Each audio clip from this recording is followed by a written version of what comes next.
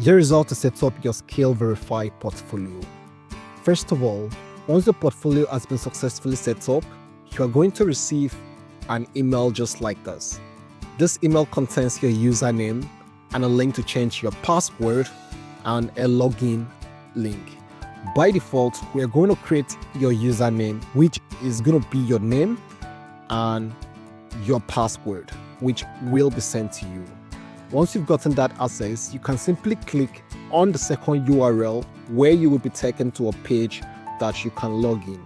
You simply input your username and your password and then click on login. Once you've done that, you're going to come to a page that looks just like this, where you have your dashboard, expert, and profile. If you click on profile, you're going to be able to edit some details on your profile, which includes your email, profile picture and names, and then you can also change your passwords. If you click on expert, this is where you can edit your portfolio.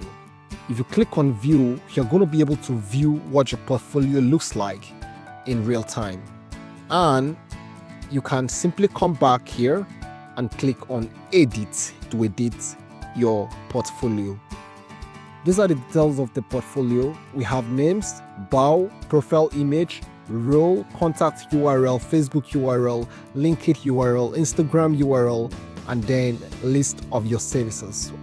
Now you can basically edit any of this from the tools that you use, the services, your project image, project title. So this is exactly how to edit the details on your portfolio.